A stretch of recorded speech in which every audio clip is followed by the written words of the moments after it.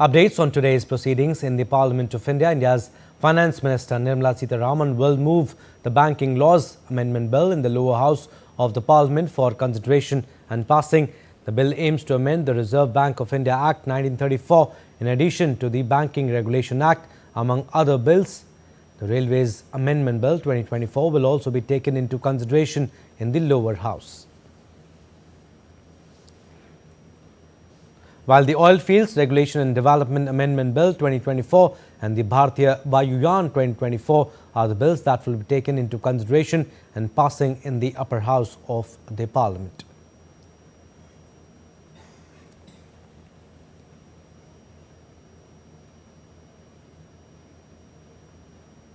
All right, let's go across to DD India's Vishal Barrister is joining us live from Delhi. Vishal, last day of the first week of the winter session. Tell us what do we expect today?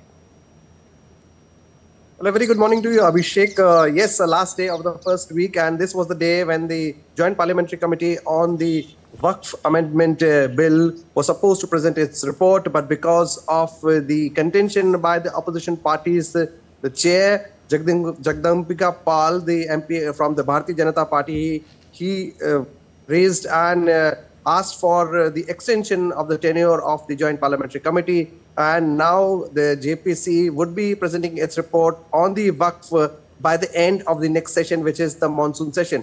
Now, for the benefit of our international viewers, we need to understand what is Waqf. Waqf is an Arabic word which means inalienable charity under the Islamic law. And this bill aims at 40 amendments because according to the Parliamentary Affairs Minister, Kiren Rijiju, and his reply in the Parliament, there are around 58,829 to be precise encroachments on Waqf properties, and out of which more than 800 are in the state of Karnataka alone. And that is why this bill aims at better legal framework, better audit, and also greater transparency. So now the Waqf Amendment Bill will not be there in this session. And as we have seen that largely the week is moving towards a complete washout because the opposition is not relenting. It is again and again creating ruckus in both houses of the Parliament, either on the case of the alleged bribery case against the Adani Group or the Sambal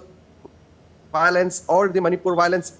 In both houses of the Parliament, we have seen that no business could be transacted. So today is the last day, and with the weekend also coming up, I think that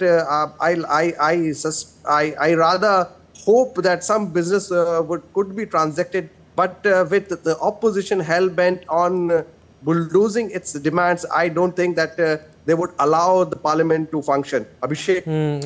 Like you said, Vishal, since the beginning of this session, both houses of the Parliament have seen repeated adjournments, protests also, and the opposition not ready to relent. How do you assess the Parliament proceedings to pan out in the days ahead, and what do you think will be the strategy of the government? Well, the government has made it very clear that it is ready for any kind of discussion. In fact, the Prime Minister, even before the Parliament commenced, he said that let's all sit together, let's work for the benefit of the country because you have been sent by your constituencies here to raise the issues of the public matters. But the opposition has its own strategy. Now we have a better strength in both houses of the Parliament, in the lower house and the upper house as well. So they want to establish their presence. And that is why repeatedly the opposition, largely headed by the Congress party, they have made it very clear that they want discussion, especially on the bribery case against the Adani Group, and also other opposition parties also chipping in, like Samajwadi Party. They want discussion on the Sambal violence. And again, Congress raising the issue of Manipur violence. So I don't think that they would allow the Parliament to function. It wants the country to know how the opposition is holding the Parliament to ransom, and they're not allowing any business to be transacted. All right, Vishal, we'll leave it at that. Thank you.